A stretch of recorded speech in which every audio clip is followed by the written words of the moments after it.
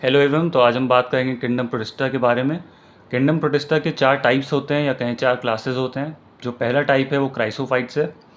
Chrysophytes में mainly जो organisms पाए जाते हैं वो डायटम्स एंड गोल्डन एल्गे ही होते हैं, जो कि फ्रेश वाटर और मरीन वाटर में बहुत ज़्यादा पाए जाते हैं।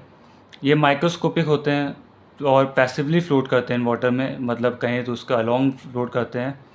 ये फोटोसिंथेटिक होते हैं मोस्टली। और सेल वॉल जो होती है वो इनकी 2 ओवरलैपिंग सेल्स, मतलब एक के ऊपर एक से बनी होती है और एक सोप बॉक्स टाइप का स्ट्रक्चर भी बनाती है। इनकी जो सेल्स वॉल होती हैं वो सिलिका से बनी होती हैं, इस जिसके कारण से वो जल्दी डिस्ट्रॉय नहीं होती, इनडिस्ट्रक्टिबल। और डाई एटम्स जो होते हैं वो चीफ प्रोड्यूसर्स इन ओशंस होते हैं। ये भी काफ़ी बार नीट या मॉक टेस्ट में पूछा जाता है। जो चौथा पॉइंट है या लास्ट पॉइंट हम बात करें तो जो large amount of cell wall deposits in their habitat, their accumulation over billions of year refers as diet. दूसरे टाइप की वो है डिनोफ्लैजिलेट्स के बारे में। जो डिनोफ्लैजिलेट्स होते हैं वो मेनली मरीन होते हैं और मोस्टली फोटोसिंथेटिक होते हैं। इनकी जो सेल वॉल होती है वो स्टिफ प्लेट्स ऑफ सेलुलोज से बनी होती है।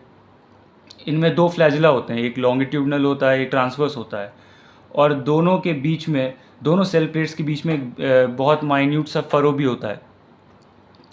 और अगर और एक दूसरे पॉइंट की बात करें तो ये काफ़ी ज़्यादा red tides cause due to red dinoflagellates जो होता है वो गोनकाइलेक्स की भी वजह से भी होता है। गोनकाइलेक्स में एक रेड कलर का पिगमेंट होता है जो रेड टाइड कॉज करता है। और ये कई सारे टॉक्सिन्स भी सिक्रीट करते हैं, रेड टाइड, और रेड टाइड भी कह सकते हैं।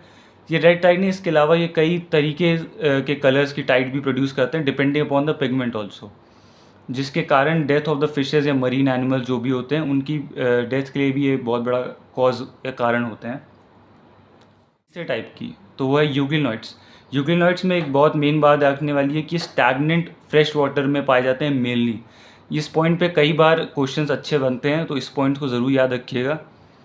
अब दूसरी अगर पॉइंट की बात करें तो इसमें सेल वॉल एब्सेंट होती है, but protein layer rich layer called pellicle is present. ये बात बहुत इंपॉर्टेंट है याद रखने वाली कि इसमें सेल वॉल तो एब्सेंट होती है but protein rich layer called pellicle is present. और इसमें ये सेल वॉल एब्सेंट वाली बात एनसीईआरटी में डायरेक्टली नहीं लिखी है, ये उसने इंस्टेड ऑफ सेल वॉल लिख के दी है, तो इस बात को ज़रूर ध्यान दीजिएगा। अगर उसी के बाद तीसरे पॉइंट की बात करें तो वह है 2 फ्लैजिला। इसमें फ्लैजिला एक लंबा होता है, एक शॉर्ट होता है, इसको ऐसे याद, इसमें कोई बहुत बड़ी बात नहीं है। अगर प्रेजेंस ऑफ सनलाइट है तो ये फोटोसिंथेटिक होता है इनका न्यूट्रिशन, मोड ऑफ न्यूट्रिशन। और अगर सनलाइट एब्सेंट है तो ये हेट्रोट्रॉपिक मोड ऑफ न्यूट्रिशन दिखाते हैं। इनके जो पिगमेंट्स होते हैं वो बहुत ज़्यादा higher plants, in the sense कहें कि हायर प्लांट्स में बात आती है तो आपके ये जिम्नोस्पर्म्स, एंजियोस्पर्म्स और पेट्रिडोफाइट्स जो होते हैं वो हायर प्लांट्स में आते हैं। उनसे काफ़ी आइडेंटिकल पिगमेंट्स होते हैं और ये कनेक्टिंग लिंक होते हैं बिटवीन प्लांट्स एंड एनिमल्स। तो दोनों की, प्लांट और एनिमल किंगडम की दोनों के बीच का जो कनेक्टिव लिंक है उसे ही हम किंगडम प्रोटिस्टा भी कहते हैं।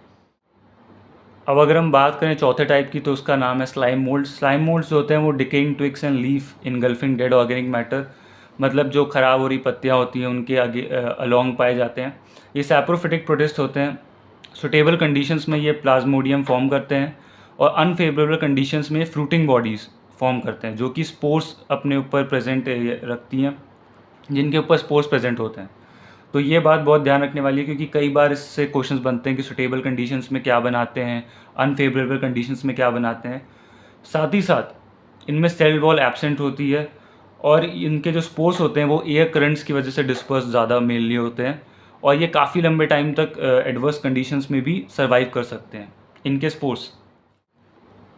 अब अगर बात करें पांचवें टाइप ऑफ प्रोटोजोन्स के बारे में तो जो कि प्रोटोजोन्स हैं, इनका पहला पॉइंट ये है कि हेट्रोट्रॉप्स होते हैं और ये काफ़ी क्लोज रिलेटिव होते हैं प्रेडेटर और पैरासाइट्स के, प्रिमिटिव रिलेटिव होते हैं एनिमल्स के। और दूसरा पॉइंट है कि ये प्रेडेटर्स होते हैं, पैरासाइट्स होते हैं।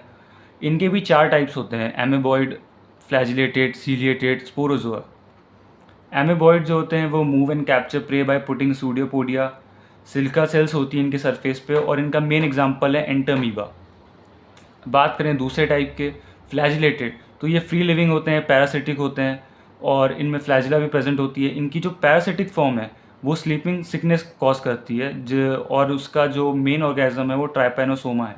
इस पॉइंट को ज़रूर याद रखें, बहुत सारे बच्चे स्लीपिंग सिकनेस को human health and disease chapter में ढूंढते हैं बट उसका जो ऑर्गेनिज्म दिया हुआ है और उसकी जो डिजीज़ कॉजिंग है वो आपके बायोलॉजिकल क्लासिफिकेशन चैप्टर में दिया हुआ है। तो ये ध्यान रखने वाली बात है। तीसरा अगर बात करें सीलिएटेड प्रोटोजोन्स के बारे में, तो वो एक्वेटिक होते हैं, थाउजेंड्स ऑफ सीलिया इनमें प्रेजेंट होते हैं। इनमें कैविटी होती है जो कि opens on the outside of the cell surface. और अगर उसी वहीं चौथे तरह के प्रोटोजोन्स की बात करें जिसे हम स्पोरोजोन्स कहते हैं, तो ये इन्फेक्शियस स्पोर लाइक स्टेज होते हैं। प्लाज्मोडियम विच कॉजेज मलेरिया इनका प्राइम एग्जाम्पल होता है।